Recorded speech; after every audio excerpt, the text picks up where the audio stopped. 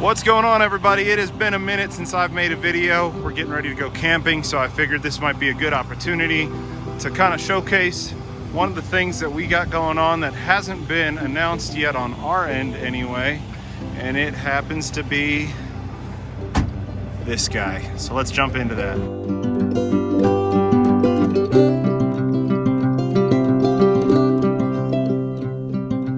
All right, walking over here. So what we ended up doing, we have a 32-gallon stock fuel tank on this truck.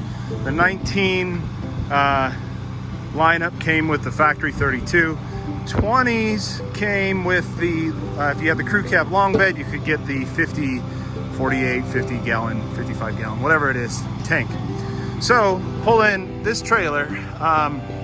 Man, that 32 just would drink it a little too quickly. So we went with the RDS 41 gallon tank, and I wanted to just take a quick minute to kind of give you an update on this thing.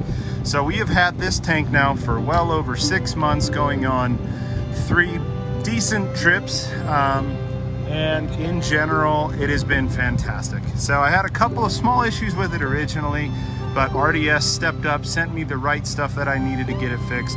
All 100% good to go. So this one says it's a 41 gallon tank, and here is the information if you're interested. Or I'm sorry, 45. Okay, 45 gallon tank, whatever. So 45 gallon tank, I only fill it to 38 gallons. Now, this is also a toolbox combo. So right here, all the way across, you have a toolbox. Down here, all the way across the bottom and around, of course, 1 unit. You have fuel, and then this is a cutout for your filler right here, and then your breather right here. So I really wanted to go with this versus getting a midship replacement. One, because I was waiting a while for the midships to come out, and they just, oh man, they were taking their time, okay? 2, I like the idea of the midship, but I also carry a lot of stuff with me in here. A lot of things like fuel additive, some tools, the B&W hitch stuff goes in there. My rear hitch, when I have it off, goes in here. And you know what? It serves a better purpose here than everything in the truck. I don't ever recommend storing fuel additives in the truck. Hot day, you'll know right away. You don't want to be breathing that stuff in. So left it in here. Is it airtight? No. Is it watertight? For the most part. I haven't had any rain or car wash or pressure washer get in there, so it does pretty good. But I also really wanted this here. So that is the biggest deal right here. If it'll focus. There you go. That manual valve, okay? I didn't want a transfer tank where I had to, you know, turn on a pump, set it in the filler. I didn't want an electric setup. I just wanted something that was really easy. So that's kind of why we went with this. So it's in the off position now. Folks, you recognize that valve. Inline will flow, perpendicular is off, and it does a pretty good job. Now, you're probably looking at, what in the hell? So when I got this 6 months ago, I was so excited to install it. I did it in the middle of the night. And I could have done a lot better job on the install. But that being said, really happy with how this all has worked. It's worked flawlessly so far. It's been good. And I'll get into a couple of the negatives here in a second. But if I was doing this again on somebody else's truck or a buddy's truck, I would absolutely make sure it's a lot better off, including different tool choices. But what this does is this runs down into a T-set where it goes into your filler neck. You have 2 kind of grommet gaskets that go over your existing filler neck and the new T-insert, and you call it good. So I know some folks have asked whether or not you have overfill issues. No, I do not. I got this from Amazon, a little magnetic unit here, pretty good. But even with that off, I haven't had any overflow issues. And mainly because I knew what I wanted to do in order to have that happen was set that filler neck further back along this line here. So 38 gallons plus, I mean, when you're empty, you can probably get 28 in the big tank. That serves me about 1,000 miles or so, depending, right, on average. Driving around town, I still use it. I fill it and use it, run it. That way I don't have any stuff caking inside. And it takes me about 3 weeks to go through both of these, maybe 2.5. But towing, 10 to 14 miles per gallon, you can do the math. So it's is it a good thing? Yes. Now, what's the bad thing about it? this thing is pretty flexible.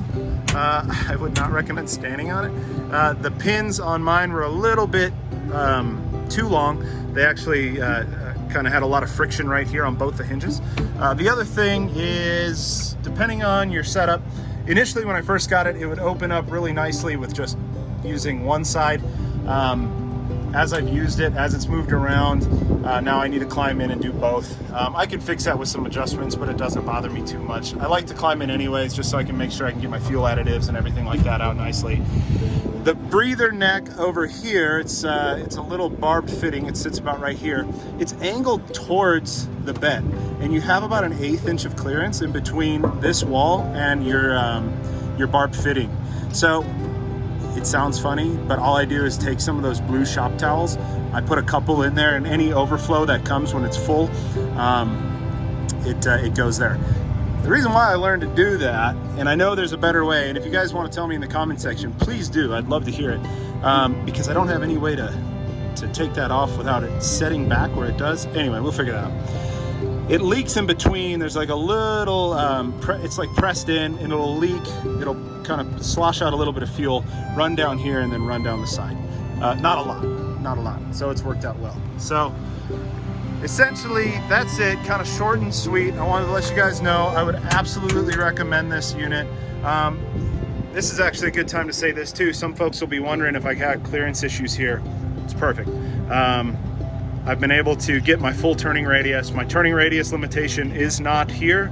It actually is with the Mega Cab and these sides here. So anyway, that's kind of where we're at, folks. I've really enjoyed that setup. It has been fantastic for towing this thing. It's nice to be able to fill up at like a Love's, Pilot, Flying J, whatever, you know, or any high volume diesel spot where you trust the fuel, and go where you're going and come back without much issue. It's been fantastic. So this thing is a wind sail. I know they make them bigger, but I don't think I'd want anything bigger. We got this Reflection 311 BHS, I think is what it is. Anyways, it's got 1, 2, 3, 4 slides on it. It's been a pretty damn good unit too. Previously coming from a Jayco, if you remember some of the other videos we've had. But yeah, so overall we're heading out for the Labor Day weekend. I hope you guys have a safe weekend. World's on fire. Doesn't mean your life has to be. Make sure you take care of each other, help one another out, and make time for the things that are most important in this world, and that's the people to the left and right, in front of you and behind you. So take care of your people, folks. And hey, real quick too, before I go, big subscriber update. So we've had a huge number of subscribers. We're, I think at the time of this video, over like approaching 300. So hey, I really appreciate it, guys. I just do this for fun. I try not to put stuff out there that is trash, and that's why you don't get flooded with 30 videos a week. But we'll see. Anyway, thanks guys, appreciate it. Thumbs up if you like it. If you got questions, put them in the comment section. Tap that subscribe button if you want some more of this occasional content, and we'll go from there. Thanks.